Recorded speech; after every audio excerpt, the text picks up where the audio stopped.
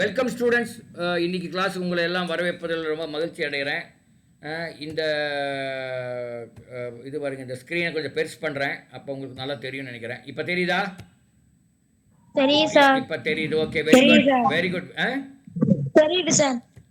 Okay, இப்போ இந்த இந்த பரீட்சை வந்து ஓகே, யாரும் பேசாதீங்க. இது வந்து சாட், ஸ்கோலாஸ்டிக் ஆப்டிடியூட் டெஸ்ட் என்ற பெயர், படிப்பறிவு திறன் பகுதி தேர்வு என்ற பெயர். அந்த முன்னாடி இருக்கிற இன்ஸ்ட்ரக்ஷன்லாம் முதலே நம்ம படிச்சிட்டோம், பேசிட்டோம். 90 நிமிஷம், 90 மார்க்கு, அந்த இது 90 கேள்விகள். அதுதான், ஒரு கேள்விக்கு 1 மார்க். சரிங்களா? ஓகே, நம்ம பார்க்கலாம் ஒவ்வொரு இதாக. இப்போ தனி வட்டி, கூட்டு வட்டி, சிம்பிள் இன்ட்ரெஸ்ட், காம்பவுண்ட் இன்ட்ரெஸ்ட் படிச்சிருப்பீங்கன்னு நினைக்கிறேன். அதை பற்றி நம்ம பார்க்கலாம். படிச்சிருக்கீங்களா simple interest, compound interest? Very good. போதும் போதும் படிச்சிருக்கோம் சார். அதான் நீ போதும்ட்டல்ல, அப்புறம் ஏன் நீங்க மறுபடி பேசுறீங்க? ஓகே, பாருங்க, அந்த அந்த கேள்வியை நானே படிக்கிறேன். Madhavi has paid simple interest on a certain amount for 4 years at 20% per annum, and the interest is 5,000. Find the principal. Madhavi ஒரு குறிப்பிட்ட தொகைக்கு 20% வட்டி வீதம் 4 ஆண்டுகளுக்கு 5,000 தனி வட்டியாக செலுத்தினால் அசலை காண்க. இப்போ இந்த சிம்பிள் இன்ட்ரெஸ்ட்டுக்கு ஒரு ஃபார்முலா இருக்கு. அந்த ஃபார்முலா என்ன தெரியுமா? சொல்றேன் பாருங்க. அந்த ஃபார்முலா வந்து சிம்பிள் இன்ட்ரெஸ்டோட ஃபார்முலா வந்து சொல்றேன் பாருங்க. சிம்பிள் இன்ட்ரெஸ்ட் ஃபார்முலா வந்து I equal to PNR by 100. அதுதான் ஃபார்முலா, படிச்சிருப்பீங்க. I என்பது இன்ட்ரெஸ்ட், அதாவது தமிழில் வட்டி. I என்பது இன்ட்ரெஸ்ட் அல்லது வட்டி. P என்பது பிரின்சிபல், தமிழில் அசல். தமிழில் அதுக்கு அசல் என்ற பெயர். நான் இங்கே இங்கிலீஷ் மட்டும் எழுதுகிறேன். N என்பது நம்பர் ஆஃப் இயர்ஸ். இங்கே தான் ஆக்சுவலாக உங்களை ரொம்ப திக்குமுக்கு ஆடு வைப்பாங்க. R என்பது ரேட் ஆஃப் இன்ட்ரெஸ்ட், வட்டி விகிதம். R என்பது ரேட் ஆஃப் இன்ட்ரெஸ்ட், அப்படின்னா வட்டி விகிதம்னு பேர் தமிழில். ஸோ இந்த இந்த 3 இருந்தால், PNR இருந்தால் ஐயை கண்டுபிடிக்கலாம். இப்போ இந்த 4 இருக்குது, 4 ஏதோ ஒரு 3 கொடுத்து ஏதோ ஒன்று கண்டுபிடிக்க சொல்லுவாங்க. இந்த கேள்வியில் பாருங்கள், நீங்களே சொல்லுங்கள் என்ன கொடுத்துருக்காங்கன்னு சொல்லுங்கள். அது இப்போ என்ன கொடுத்துருக்காங்க அப்படின்னா, இங்கே ஃபைண்ட் த பிரின்சிபல், பியை கண்டுபிடிக்கணும். அப்போ I கொடுத்துருக்காங்க, N கொடுத்துருக்காங்க, R கொடுத்துருக்காங்க. இப்போ I என்பது எவ்வளோன்னு பாருங்கள். I என்பது இன்ட்ரெஸ்ட் 5,000 ரூபாய். I என்பது இந்த கணக்கில் I என்பது 5,000 ரூபாய். ஸ்க்ரீன் தெரியாதுக்கு உங்கள் இதுதான் காரணம். எல்லாருக்கும் தெரியும் போது உங்களுக்கு மட்டும் தெரியலன்னா அதுக்கு நான் என்ன பண்ண முடியும்? உங்கள் மொபைல் தான் அதை பிரச்சனை இருக்கும். நல்லா பாருங்க. சரியா சார்? தமிழில் தான் சொல்லிட்டு இருக்கிறேன். இத்தனை நேரம் இங்கிலீஷ்லேயே பேசுகிறேன். ஏப்பா, வேணும்னே சொல்லக்கூடாது. இங்கிலீஷ் தெரியாதவங்க யாரும் இருக்குல்ல. 1-2 இங்கிலீஷ் வேர்டு வரும், அதெல்லாம் வேணும்னே எனக்கு தெரியாதுன்னு சொல்லக்கூடாது. 8ஆம் வகுப்பு படிக்கிறேன், கொஞ்சம் சில இங்கிலீஷ் வார்த்தை தெரியாதானே உங்களுக்கு? இங்கே பாருங்க. ஸோ 5,000ங்கிறது இன்ட்ரெஸ்ட், வட்டி கொடுத்துட்டாங்க. அவங்க வட்டியை கொடுத்து விட்டார்கள். I என்பது வட்டி, இன்ட்ரெஸ்ட், சிம்பிள் இன்ட்ரெஸ்ட், சாதாரண வட்டி. 5,000 கொடுத்துருக்காங்க. P என்பது கேட்டிருக்காங்க. P என்பது தெரியாது, அதை தான் கேட்டிருக்காங்க. பிரின்சிபல், அசல் கேட்டிருக்காங்க. பிரின்சிபல் அல்லது அசல். N என்பது நம்பர் ஆஃப் இயர்ஸ், அதாவது எவ்வளோ வருஷம் கொடுத்துருக்காங்க. எவ்வளோ வருஷம் என்ன கொடுத்துருக்காங்கன்னு பார்க்கலாமா? எவ்வளோ வருஷம் கொடுத்துருக்காங்க? 4 வருஷம். இங்க பாருங்க, நீங்க யாரும் ஆன்சர் பண்ண வேண்டாம், நானே ஆன்சர் பண்ணிக்கிறேன். ஒரு 4 கேள்விக்கு நானே ஆன்சர் பண்ணிக்கிறேன். அப்புறம் 5வது கேள்வி நீங்க ஆன்சர் பண்ணுங்க. கொஞ்சம் அமைதியா இருங்க. நான் கேள்வி கேட்குற மாதிரி கேட்டுட்டு நானே ஆன்சர் பண்ணிக்கிறேன். நீங்க யாரும் திறக்காதீங்க. 4 வருஷம். N என்பது 4 வருஷம். அப்புறம் என்ன கொடுத்துருக்காங்க? R என்பது எவ்வளோ கொடுத்துருக்காங்க பார்க்கலாமா? R என்பது 20% கொடுத்துருக்காங்க. R என்பது 20% கொடுத்துருக்காங்க. ஆச்சுங்களா? 20%. இப்போ நீங்கள் I equal to PNR by 100. இப்போ P தான் கேட்டிருக்காங்க. அப்போ P equal to என்னன்னு பாருங்க. P equal to I ஐ இந்த பக்கம் டிவைட் பை 100 இருக்குது, அந்த பக்கம் போனால் இன்ட்டு 100 ஆகிடும். இன்ட்டு 100க்கு அது அந்த சின்ன சின்ன எக்ஸ் போட்டலாம், இன்ட்டு 100 ஆகிடும். அப்போ இந்த பக்கம் என் ஆர் மல்டிப்ளை பண்ணுது, அந்த பக்கம் போனால் டிவைட் ஆகிடும், டிவைட் பை என் ஆர். இப்போ போடுங்க பார்க்கலாம், எந்த வேல்யூ எல்லாம் போட்டு எவ்வளோன்னு சொல்லுங்க பார்க்கலாம். 5000 into 100 divided by n, n is 4, அப்புறம் r வந்து 20, r வந்து 20. இப்போ இதை கண்டுபிடி பார்க்கலாம். 500 into 100 வகுத்தல் 4 into 20 எவ்வளோ வருதுன்னு பார்க்கலாம்.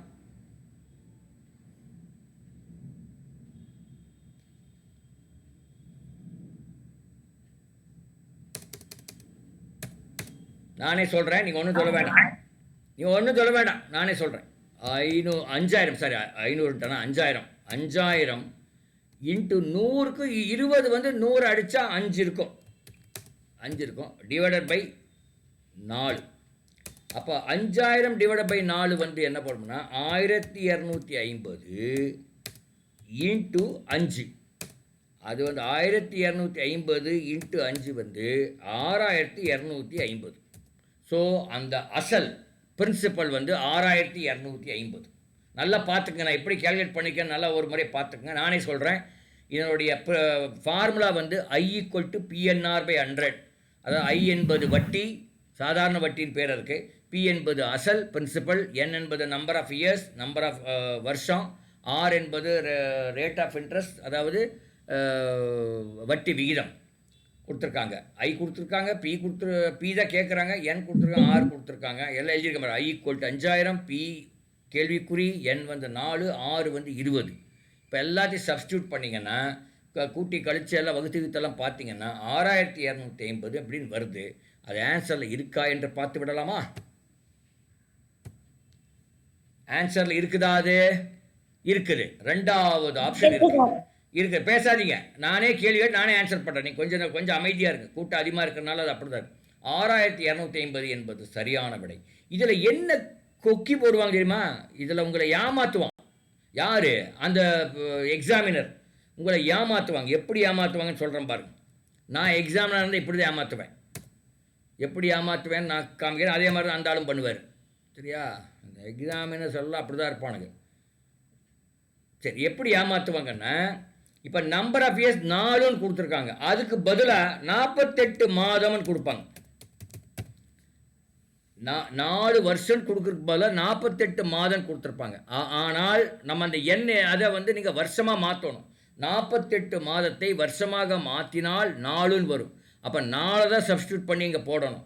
அதுக்கு பதிலாக நீங்கள் அங்கே 5000 × 100 டிவைட் பை 48 × 20 போட்டிங்கன்னா வேறு ஏதோ ஆன்சர் வரும். அது தப்பான ஆன்சர் ஆயிரும். ஸோ இப்போ வந்து என் வந்து நீங்கள் நம்பர் ஆஃப் இயர்ஸில் தான் போடணும். ஆர் வந்து பர்சன்டேஜில் என்ன கொடுக்குறாங்கன்னா அதுதான் போடணும். மற்றதெல்லாம் ரூபாயிலையோ அதெல்லாம் இருக்கும். சரியா? இந்த 2 கேட்ச் ரொம்ப ரொம்ப முக்கியமான இது. சம்டைம்ஸ் மாற்றிடுவாங்க. இப்போது இதே கேள்வியை வேண்டாம், இதே கேள்வினா அப்புறம் ரிசல்ட் வேறையே வரும். நம்ம அடுத்த கேள்விக்கு போய்க்கலாம். ஓகே, புரிஞ்சிருக்குன்னு நினைக்கிறேன். இப்போ அடுத்த கேள்விக்கு போகலாம். அடுத்த கேள்வி பாருங்கள், நானே படிக்கிறேன். ஒரு 4-5 கேள்வி நானே பண்ணுறேன், அதுக்கப்புறம் நம்ம எல்லாம் பேசிக்கலாம். There are 360 students in the school. Out of 360 students, 240 are boys. Find the percentage of girls in that school. தமிழில் படிப்பார். இது அப்படியே இப்போ தமிழில் இப்போ மீடியாக்காரத்துக்கு கூட புரியும். இது படித்தா ஒன்றும் பெரிய விந்தை இல்லை. ஒரு பள்ளியில் 360 மாணாக்கர்கள் உள்ளனர். அவர்களில் 240 பேர் மாணவர்கள் எனில் மாணவிகளின் சதவீதம் காண்க. பாருங்கள், இது நான் தனியாக போடுறேன், அப்போ உங்களுக்கு தெரியும். ஓகே, மொத்த மாணாக்கர்கள் 360, மொத்த ஸ்டூடெண்ட்ஸு. அதில் மாணவர்கள் 240. அப்படி என்ன 240 அப்படி என்ன மாணவிகள் 120. இப்போது நான் இதை வந்து மொத்த மாணாக்கர்களுக்கு டீன்னு போட்டுக்கிறேன். டோட்டல் 320 மாணாக்கர்கள், அதாவது வந்து boys B equal to 240, girls G equal to 120. ஏன்னா அந்த 360 240 கழிச்சா 120. இப்போ என்ன கேட்குறாங்க, கேள்வி பாருங்கள். இதெல்லாம் நம்ம கண்டுபிடிச்சாச்சு. Find the percentage of girls in that school. மாணவிகள் சதவீதம் என்னன்னு கேட்குறாங்க. எப்படி சதவீதம் கண்டுபிடிக்கிறது காமிக்கிற சொல்கிறேன். சதவீதம் கேர்ள்ஸோட சதவீதம், அதாவது கேர்ள்ஸ் பர்சன்டேஜ் எப்படி கண்டுபிடிக்கிறதுனா ஈக்குவல் டு கேர்ள்ஸ் எவ்வளோ இருக்காங்களோ அதை வந்து அந்த டோட்டலோட வகுத்து அதை 100ஆல் பெருக்கணும். அப்போ இந்த என்டையர் என்ன வருதோ அதை 100ஆல் பெருக்கணும். 100ஆல் பெருக்கணும். சின்ன எக்ஸ் போட்டேன். அப்போ என்ன ஆகுது, 120/360 வந்து 1/3. 1/3 இன்ட்டு 100. அப்போ எவ்வளோ வரும், 100/3 போட்டால் 33.3 வரும். 100/3 எல்லோரும் உங்கள் நோட் புக்கில் போட்டு பாருங்கள் என்ன வருதுன்னு பார்க்கலாம். 100/3 போட்டால் 33.3 வரும். ஆன்சரில் அது இருக்கான்னு பார்க்கலாமா? பார்த்துடலாம். ஆன்சரில் இருக்குதா? இருக்குது. பாருங்கள் உங்களை ஏமாத்திருக்கன்னே 3 ஆன்சர் கொடுத்துருக்கான் பாருங்கள். நல்லா பாருங்கள். 33ன்னு கொடுத்துருக்கான், 33.6ன்னு கொடுத்துருக்கான், 33.3ன்னு நல்ல பக்கமாக இருக்கு. பேசாதீங்க,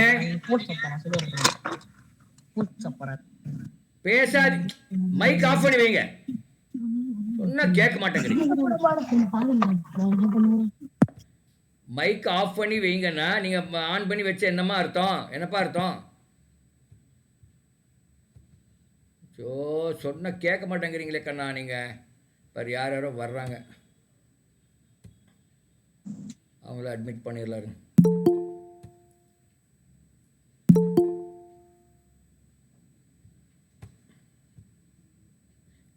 பாருங்கள், லேட்டாக வந்தாங்க அத்தனை பேர் இப்போ அட்மிட் பண்ணியிருக்கேன். நாளைக்கு இப்படியெல்லாம் பண்ண மாட்டோம். 6:35க்குள்ளே வரலன்னா நீங்கள் அவுட். வரவே வராதிங்க. இந்த மாதிரி 6:50க்கெல்லாம் வரக்கூடாது. Okay right. பாருங்கள், அப்போது ஆன்சரில் பாருங்கள் 33% கொடுத்துருக்கான், 33.6ன்னு கொடுத்துருக்கான், 33.3ன்னு கொடுத்துருக்கான். அதனால் நீங்கள் கரெக்டாக கால்குலேட் பண்ணி நீங்கள் போடணும். இல்லைன்னா நீங்கள் மாட்டிக்குவீங்க. சரியா?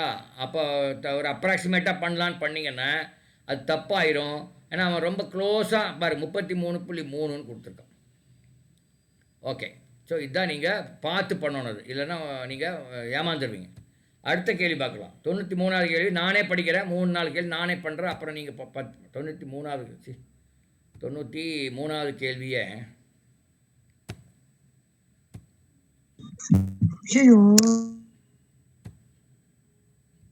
மைக்கை ஆன் பண்ணாதீங்கன்னு சொன்னேன். அப்புறம் என்ன இப்படி பண்ணுறீங்க பாருங்கள். If the exterior angle of a triangle is 110 degree and its interior opposite angles are equal, find all the interior angles of the triangle. தமிழில் படிக்கிறேன். ஒரு முக்கோணத்தின் ஒரு வெளிக்கோணம் 110 மற்றும் அதன் உள்ளெதிர் கோணங்கள் சமமெனில் அம்முக்கோணத்தின் அனைத்து உட்கோணங்களையும் காண்க அப்படி கேட்குறாங்க. ஒரு முக்கோணத்தில் 3 கோணம் இருக்கும். அந்த 3 கோணமும் சேர்ந்து 180 டிகிரி இருக்கும். அதனால தான் அது முக்கோணம் பேர். 3 கோணம் சேர்ந்து ஃபார் எக்ஸாம்பிள் ஏ கோணம் ப்ளஸ் பி கோணம் ப்ளஸ் சி கோணம் ஈக்குவல் டு 108 டிகிரி வரும், 180 டிகிரி வரும். சாரி, இதெல்லாம் உள்கோணங்கள்.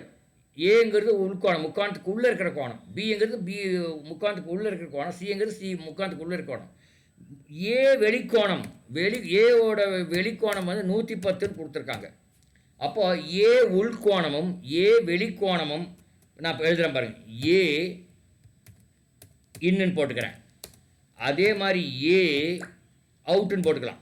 வெளிக்கோணம் அவுட்டுன்னு போட்டுக்கலாம்.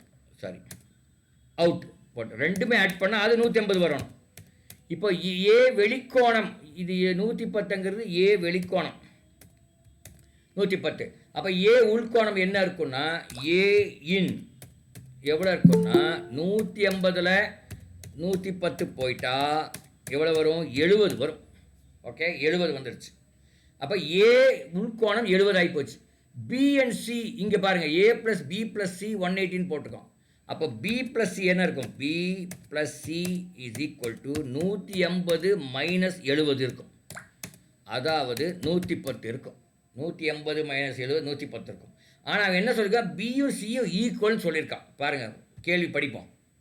கேள்வி பார்த்தீங்கன்னா if the exterior angle of a triangle is 110 degree and its interior opposite angles are equal, அவனே கொடுத்துட்டான், ஈக்குவல்னு கொடுத்துருக்கான்.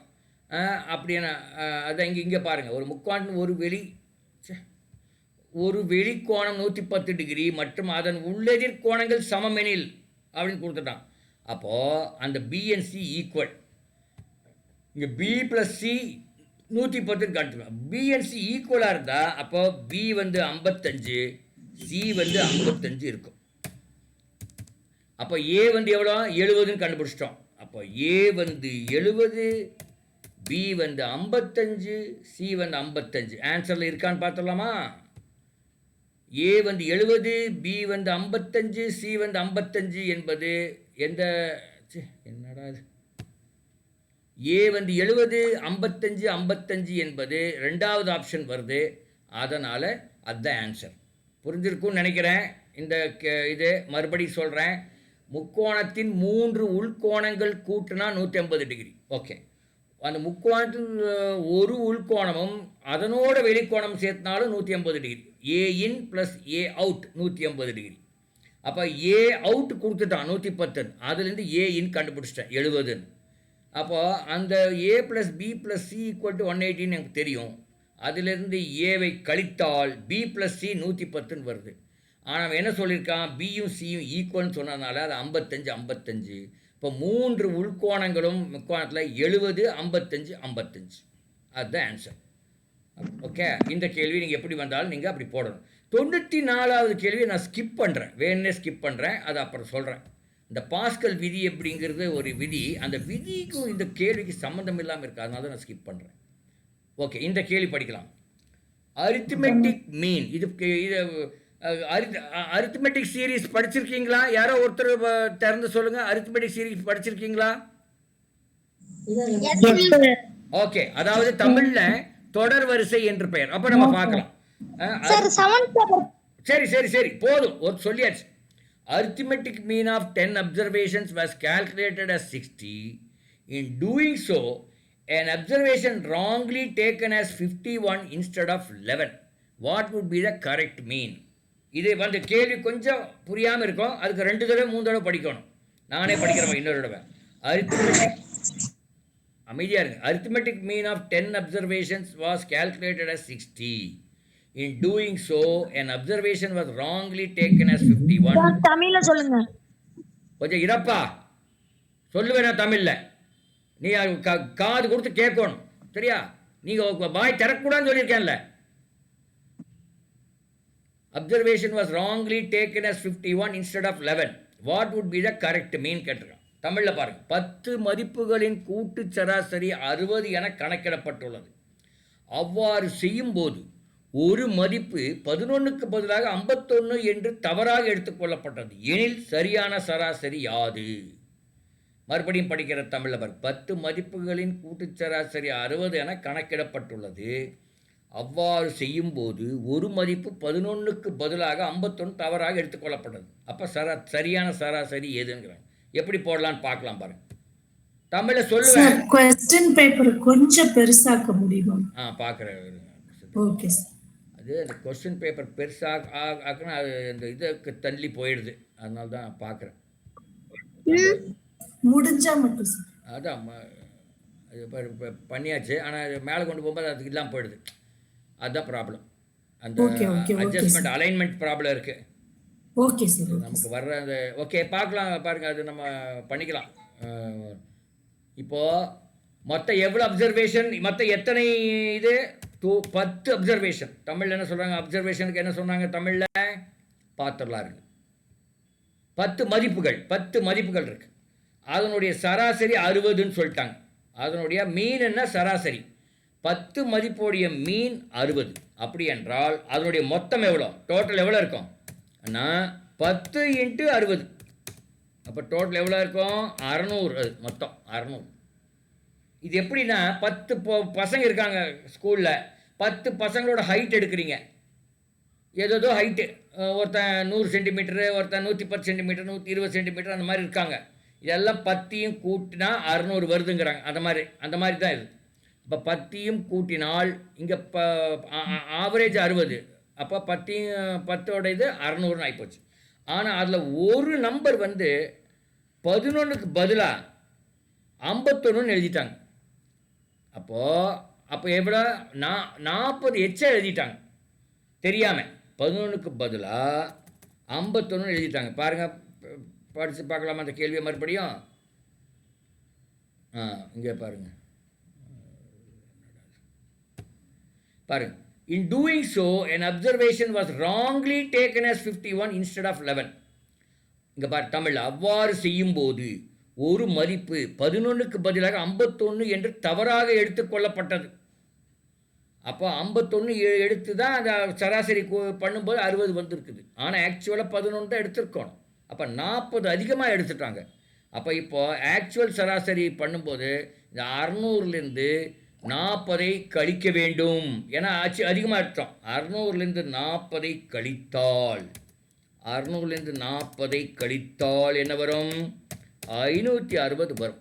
இப்போ 560 வந்து அந்த 10 மதிப்போட மொத்தம். அப்போ அந்த 10 மதிப்புகளுடைய சராசரி என்ன இருக்கும்? 560 டிவைடட் பை 10. 560 வகுத்தல் 10. அப்போ ஆன்சர் என்ன?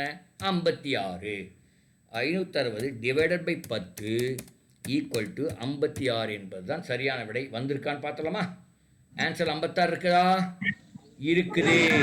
இருக்குது. இதுதான் ஒன்றும் பெரிய விந்தையே கிடையாது. இதெல்லாம் இதே மாதிரி நிறைய கேள்விகள் நம்ம பார்க்கும்போது இன்னும் நல்லா புரியும். தமிழ் பசங்க அந்த யாரோ ஒருத்தர் சொன்னார், இப்போ புரியுதா? 10 மதிப்புகளுடைய கூட்டு சராசரி 60 என கணக்கிடப்பட்டுள்ளது. அவ்வாறு செய்யும்போது ஒரு மதிப்பு 11க்கு பதிலாக 51 தவறாக எடுத்துட்டாங்க. அப்போ 40 எச்சா எடுத்துட்டாங்க. அப்போ அந்த 40 கழிக்கணும். அதை கழிச்சோம்னா 600லேருந்து 40 கழிச்சா 560 வருது. அப்போ அந்த 560 தான் ஆக்சுவல் சராசரி, ஆக்சுவல் மொத்தம். சராசரி தான் அது 10ஆல் வகுத்தோம்னா 56 ஆன்சர். ஓகே, அடுத்த கேள்வி பார்க்கலாம். இது என்னடா இது?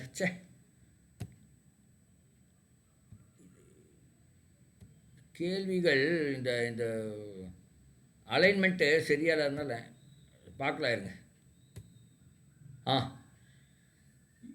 If 60 workers can do a project work in 12 days, the number of workers required to do it in 5 days are. தமிழில் படிக்கிறேன் பாருங்க. 60 வேலையாட்கள் ஒரு செயல்திட்ட வேலையை 12 நாட்களில் முடிப்பார்கள் எனில் அதே வேலையை 5 நாட்களில் முடிக்க தேவையான வேலையாட்களின் எண்ணிக்கை எவ்வளோ? இப்போ 12 நாளில் முடிக்கிறதுக்கு 60 ஆள் வேணும்னா அப்போ 5 நாளில் முடிக்கிறதுக்கு அதிகமான ஆள் வேணும். ஒத்துக்கலாமா? 12 நாளில் முடிக்கிறதுக்கு 60 ஆள் இருந்தால் போதும். ஆனால் 5 நாளில் முடிக்கணும் நிறைய பேர் வேணும். அப்படி இருக்கும்போது அந்த விடை வந்து 60க்கு அதிகமாக தான் இருக்கும். அதுலேருந்து பார்த்தா அந்த 3வது ஆப்ஷன் 25 என்பது தவறான விடை. இப்போவே சொல்லிடலாம். ஓகே, அப்போ 144, 140, 120 இந்த 3ல் எது சரியான விடைன்னு இப்போ நம்ம கண்டுபிடிக்கணும். கண்டுபிடிச்சிடலாமா? பாருங்கள், ஈஸியான மெத்தடில் இருக்குது இதெல்லாம். இது இப்போது 60 ஆட்கள் எவ்வளோ நாள் எடுத்திருக்காங்க? 12 நாள் எடுத்தாங்க.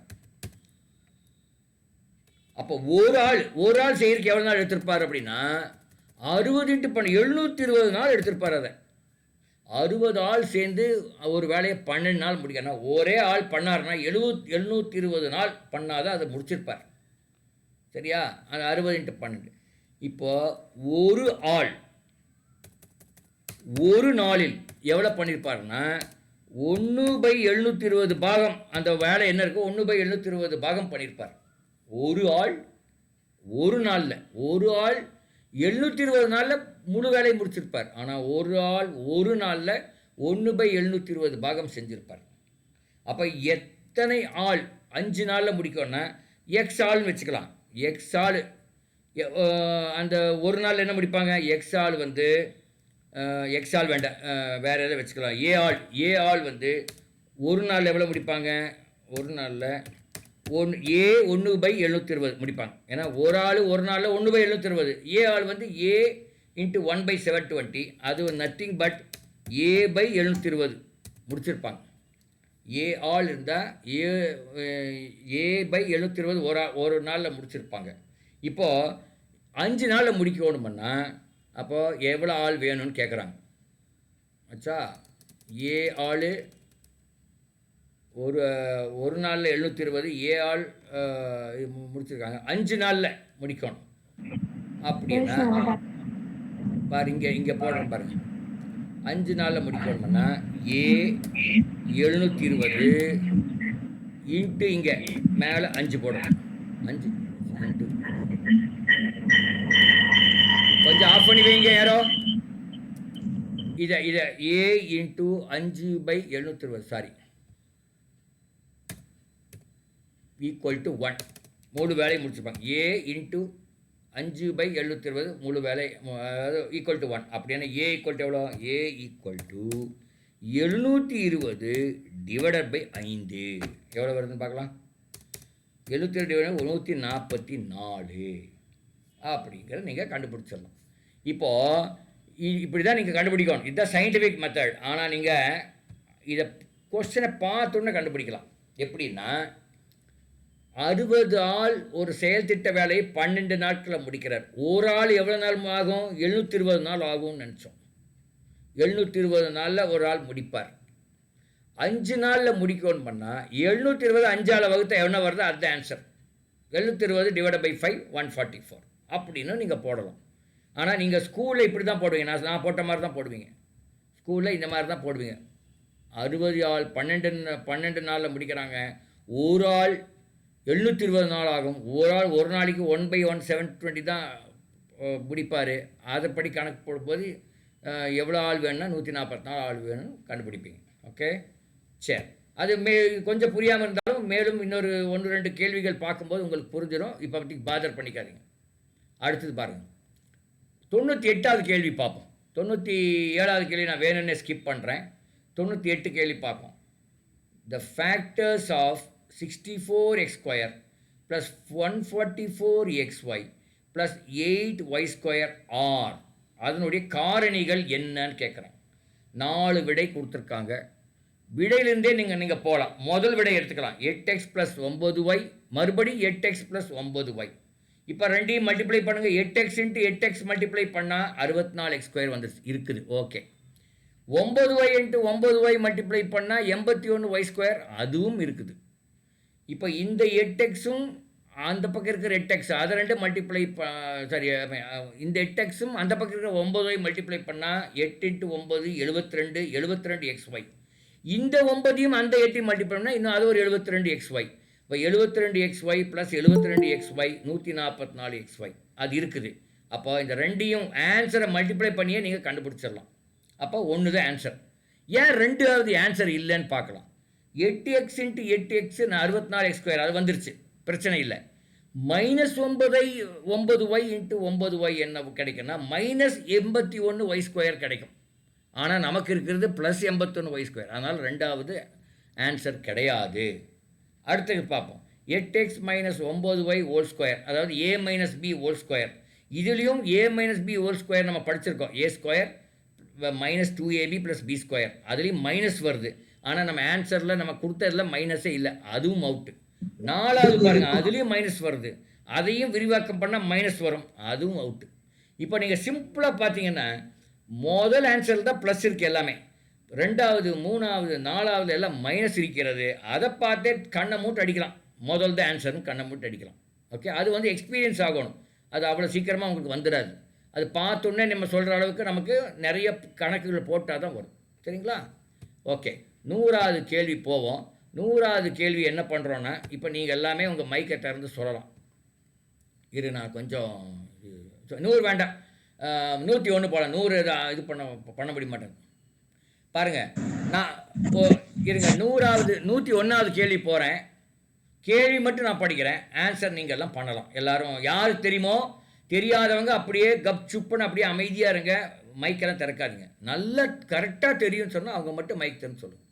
How many pairs of possible integers are there that give a product of -63? தமிழில் படி. பெருக்கற்பலன் -66ஐ தரக்கூடிய எத்தனை ஜோடி முழுக்கள் உள்ளன கேட்குறாங்க. -63 கொடுக்கணும். அப்படி எந்த ஜோடியை நம்ம பெருக்குனா -63 வரும்? பார்த்தீங்கன்னா நானே போடுறேன். 6 எப்படி? யாரோ ஒருத்தர் சொல்லுங்க எப்படி? சார் எப்படி?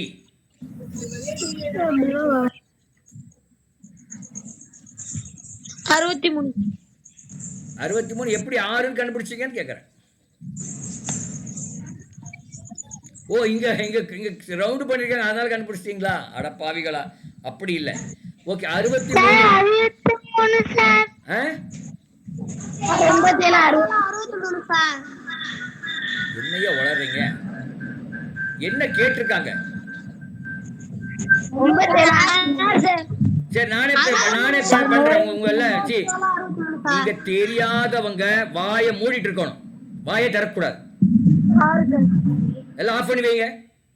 என்ன கேட்டிருக்கானே புரியாம நீங்க, அதாவது 63 ரெண்டையும் கூட்டினா 63, அதில் பெருக்குனா 63 வரணும். அந்த மாதிரி எத்தனை ஜோடி வரும் பாருங்க. 63 எப்படி வரும்னா 21 ஒரு 3, இந்த ரெண்டை கூட்டினா 63 வருதா? வருது. 21 × 3 கூட்டினா 63 ப்ளஸ் 63 வரும். ஆனால் மைனஸ் 63 வரணும். அப்போது 21 மைனஸ் 3 கூட்டினாங்க பெருக்கினால் 21 மைனஸ் 3 பெருக்கினால் மைனஸ் 63 வருது. அல்லது மைனஸ் 21 3 பெருக்கினாலும் மைனஸ் 63 வரும். இது ஒரு ஜோடி, ரெண்டு வந்துடுச்சு. அடுத்தது 9 7, 9 × 7 63 வரும். மைனஸ் 9 × 7 மைனஸ் 63 வரும். இல்லை 9 மைனஸ் 7க்குனால அதுவும் 63 வருது இல்லையா? அப்படி ஒரு 63 வந்துடுச்சு. வேறு என்ன இருக்குதுன்னு பாருங்கள். வேறு என்ன இருக்குது? 3 4 5 6ன்னு எப்படி வந்ததப்போ பார்க்கலாம் இருங்க. 63 9 7 9 7 7 9 4 தான் ஆயிருக்குது. வேறு என்ன வருது பார்க்கலாம் இருங்க. 2 7 9 21 வந்துருச்சு. 4 தான் ஆன்சர். 6 என்பது தவறு. அந்த பையன் எழுதுவான். அப்போ 4 தான் வருது. என்னென்னா 21 மைனஸ் 3 மைனஸ் 21 3 மைனஸ் 9 7 9 மைனஸ் 7 இந்த 4 ஜோடி தான் வருது. பாருங்க நான் எழுதுகிறேன். கேள்வி உங்களுக்கு புரியல, அதனால தான் உங்களால் எதுவும் பண்ண முடியல. எனக்கு பாருங்கள், பெருக்கினால் மைனஸ் 63 வரும். அப்படி என்ன 21 மைனஸ் 3 இதை 2 பெருக்கினா மைனஸ் 63 வரும். அல்லது மைனஸ் 21 3 இதை பெருக்கினாலும் வரும். அல்லது 9 மைனஸ் 7 இந்த 2 பெருக்கினாலும் 63 வரும். இல்லை மைனஸ் 9 7 பெருக்கினா 63 வரும். இது தவிர வேறு ஜோடி இல்லை. அப்போ என்னாச்சு? 1 2 3 4 ஜோடி தான் இருக்குது. 6 ஜோடி என்பது தவறான விடை. அது அந்த ஏதோ பையன் எழுதுனது அப்படி ஜெராக்ஸ் பண்ணியிருக்காங்க. அது அவன் தவறு பண்ணியிருக்கான். அங்கே போட்டாலாம் கரெக்டாக இருக்குன்னு சொல்ல முடியாது. அவன் தவறு பண்ணியிருக்கான். அந்த தவறு என்னன்னு கண்டுபிடிச்சிட்டிங்க. வேறு ஏதாவது ஜோடி வருதான்னு பாருங்கள். 63க்கு வேறு ஏதாவது ஜோடி வருதா? எனக்கு தெரிஞ்சு ஒன்றும் வரமாட்டேங்குது. 63 1 சார். ஆமாம் பாத்தியா, கரெக்டுமா. நான் தான் தப்பு பண்ணிட்டேன். அப்போ வெரி குட். யார் சொன்னது இதை? ஹலோ, சந்தான லட்சுமி நேம் சார். சந்தான லட்சுமி நேம்ல இருக்கு, ஆனா பேர் லோகநாயகி சார். ரொம்ப ரொம்ப வாழ்த்துக்கள். ஃபேண்டாஸ்டிக். 63 மைனஸ் 1 வரலாம், அல்லது மைனஸ் 63 1 வரலாம். அப்போ 6 ஜோடி வந்துருச்சு. 6 என்பது சரியான விடை. எப்படி? 63 மைனஸ் 1 போடலாம், மைனஸ் 63 1 போடலாம். சந்தான லட்சுமி, நீங்கள் எந்த ஊருக்கண்ணா?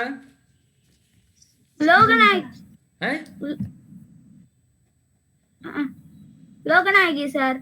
பேர் அக்கா பேரு சார். இல்லை உங்க பேர் என்னம்மா?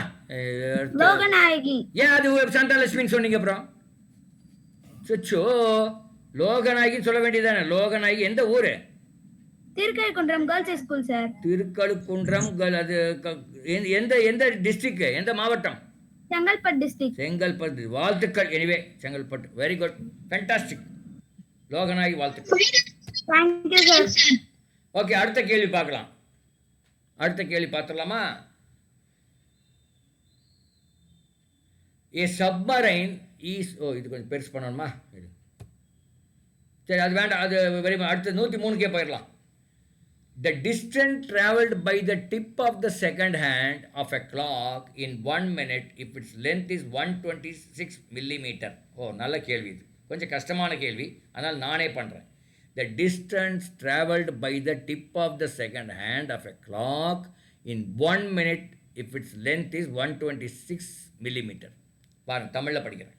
கடிகாரத்தில் 126 மில்லிமீட்டர் நீளமுள்ள வினாடி முள்ளா வினாடி முள் வினாடி முள்ளின் முனை ஒரு நிமிடத்தில் கடக்கும் தொலைவு எது? வினாடி முள் என்பது செகண்ட் முள் என்பது ஒரு ஃபுல்லாக ஒரு சுற்று வந்தால் அது எத்தனை மினிட் வரும்?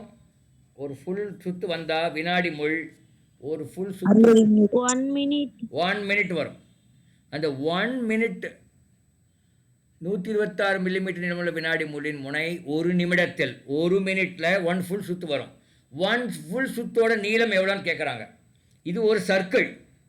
அதனுடைய சர்க்கிளுடைய சுற்றளவு எப்படி? 2πrன்னு படிச்சிருப்பீங்க. இதில் ஆர் என்பது என்ன? 126 மில்லிமீட்டர் என்பது டயாமீட்டர், அதாவது விட்டம். விட்டம் வந்து 126. அப்போ ஆரம் எவ்வளோ?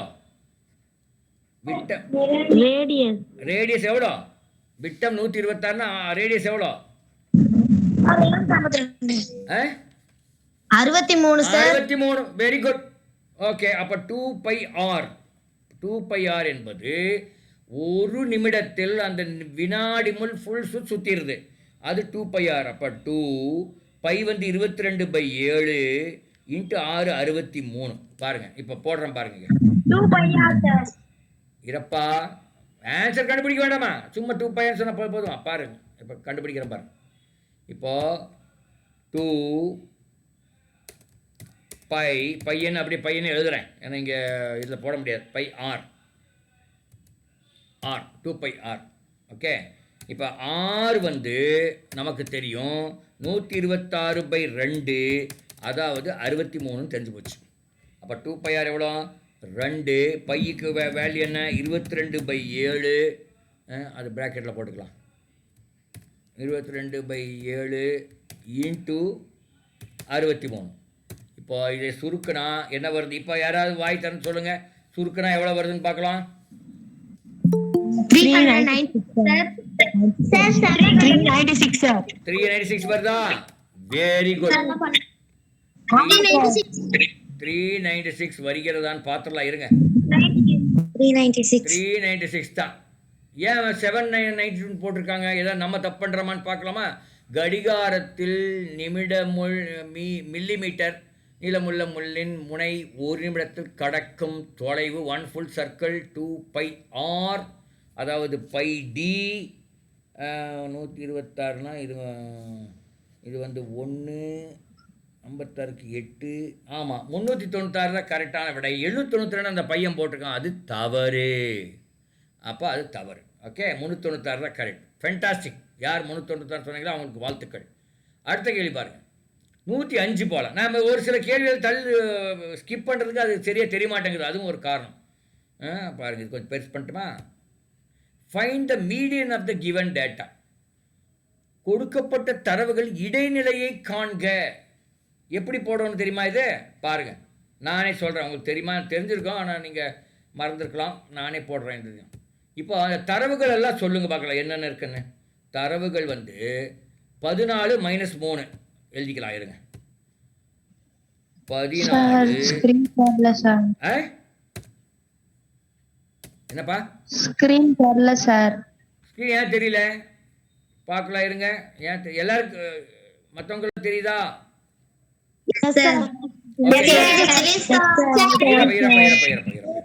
சரி, அவருக்கு தெரியல. ஒரு தடவை ப்ரெசென்ட் பண்ணிடலாம். இருங்க, ஸ்டாப் பண்ணி ப்ரெசென்ட் பண்ணா தெரியும்.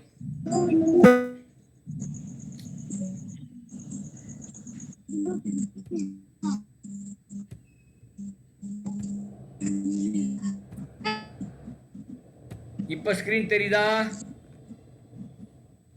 இப்பவுமே தெரியலன்னா ஒன்றும் பண்ண முடியாது கண்ணா. ஓகே, இப்போ ஃபைண்ட் த மீடியனில் வந்து 14 - 3, அப்புறம் 0 - 4. அப்போது 14 - 3 0 - 4 தனியாக எழுதிக்கிட்டேன். அப்புறம் முதல்ல இதில் எழுதிப்போம், அப்போ தான் -4. -21 - 8. -21 - 8. -21 - 8. அப்புறம் 13 மைனஸ் 1. ஆஃப் பண்ணி வைங்க ஃபோனை. 13 மைனஸ் 1. 13 மைனஸ் 1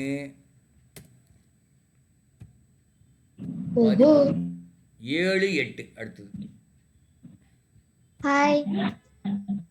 ஏமா சொன்னா கேட்க மாட்டீங்களா? மைக் ஆஃப் பண்ணி வையன்னா ஏமா ஆன் பண்றீங்க? குறும்பா. ஓகே, இங்க பாருங்க. இத்தனை தரவுகள் கொடுத்துருக்காங்க. இந்த இத்தனை தரவுகளை முதல்ல இந்த என்ன கண்டுபிடிக்கணும்? முதல்ல கேள்வி போவோம் மறுபடியும். Find the median of the given data. கொடுக்கப்பட்ட தரவுகள் இடைநிலையை காண்க. அப்படின்னு என்ன பண்ணணும்னா முதல்ல ஏறு வரிசையில் எழுதணும். அசெண்டிங் ஆர்டர் எழுதணும். அப்படின்னா சின்ன நம்பர்லேருந்து பெரிய நம்பர் படி எழுதணும். இதில் இருக்கிறதுலே சின்ன நம்பர் வந்து -21. அதுக்கடுத்த சின்ன நம்பர் என்னன்னா -8. அதுக்கடுத்த சின்ன நம்பர் எதுன்னா -4. அதுக்கடுத்த சின்ன நம்பர் என்ன -3. அதுக்கடுத்த சின்ன நம்பர் -1. அதுக்கடுத்த சின்ன நம்பர் 0. அதுக்கடுத்த சின்ன நம்பர் 0க்கு அப்புறம் 0 7 8 8 14 14. இப்படி எழுதிக்கணும். ஏறு வரிசையில் எழுதிக்கணும்.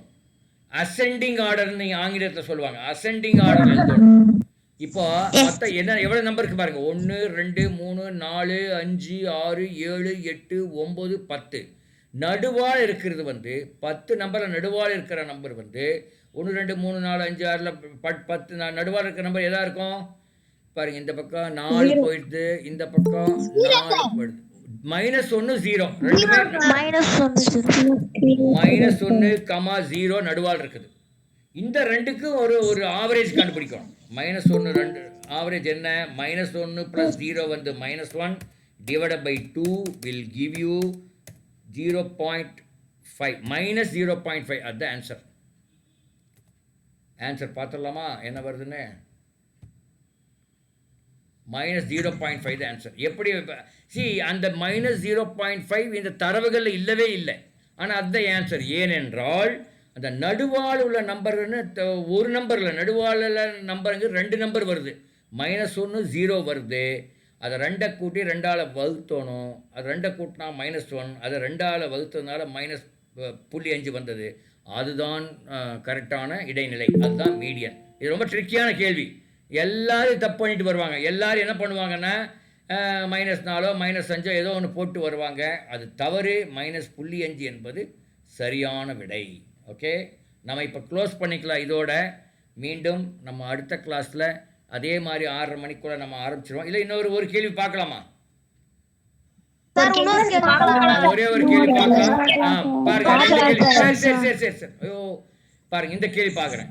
108வது கேள்வி. Find the value of X. எக்ஸின் மதிப்பை காண்க. 4x divide by 6 -7 equal to 3x divide by 5. முதல்ல எழுதிக்கலாம். நம்ம எழுதினா தான் நமக்கு சரி வரும். 4x டிவைடட் பை என்னது 4x divide by 6 -7 4x divide by 6 அப்புறம் -7 இருங்க -7 is equal to 3x by 5. சரி, 3x by 5. 3x divided by 5. இப்போ இதில் இருந்து x கண்டுபிடிக்கணும். அப்படின்னா நம்ம என்ன பண்ணணும்னா x இருக்கிறதெல்லாம் ஒரு பக்கம் கொண்டு போயிடலாம். அதாவது 4x divided by 6 அது அப்படியே இந்த பக்கம் வச்சுக்குவோம். அதை ஒன்றும் பண்ண வேண்டாம், அப்படியே வச்சுக்குவோம். அடுத்தது இது 3x ப்ளஸ் டிவைட் பை 5 இந்த பக்கம் கொண்டு போனால் -3x டிவைட் பை 5 வரும். இது ப்ராக்கெட் போட்டுக்கணும். இங்கே ப்ராக்கெட் போட்டு அப்போது இந்த 7 இருக்குல்ல, இங்கே -7 இருக்குது. அந்த பக்கம் போனால் வெறும் +7 ஆகிடும். அப்படி போட்டு இப்போ எக்ஸ் எல்லாம் ஒரு பக்கம் கொண்டு வந்தாச்சு. இப்போது இந்த 4x divide by 6 -3x divide by 5க்கு எல்சிஎம் என்னன்னு கேட்டிங்கன்னா 30. 6க்கு 5க்கு எல்சிஎம் 30. அப்போது இங்கே என்ன வரும்னா 4x. அப்போ 5 × 4x 20x வரும். அப்புறம் மைனஸ் போட்டுக்கணும் 4 ஓகே 6 இங்கே வந்துடுச்சு 6 இன்ட்டு 3x 18x வரும் 18x 18 சார் எப்ப சார் கிளாஸ் முடியும்? ஏன்டா அதுக்குள்ளே என்னடா அவசரம் ஒரு நிமிஷம் இருங்க அட பாவிகளா பாருங்க இது வரும் 20x minus 18x divide by 30 equal to 7 அது வந்து 2x divided by 30 equal to 7 அப்போ 2x is equal to 30 into 7 210 அப்போ x இஸ் ஈக்குவல் டு 105 தான் ஆன்சர் 105 இருக்கான்னு பார்க்கலாமா 105 இருக்கிறது அதுதான் சரியான விடை மறுபடியும் அந்த ஆன்சர் ஒரு முறை பார்த்துட்டு நம்ம க்ளோஸ் பண்ணிக்கலாம் பாருங்கள் 4x divide by 6 minus 7 equal to 3x divide by 5 X எல்லாம் ஒரு பக்கம் கொண்டு வந்தோம் அப்படி வரும்போது அது சார் ஸ்கிரீன் தெரியல சார். அது பரவாயில்ல தெரியாட்டி சரி பரவாயில்ல எப்ப சார் கிளாஸ் தெரியும்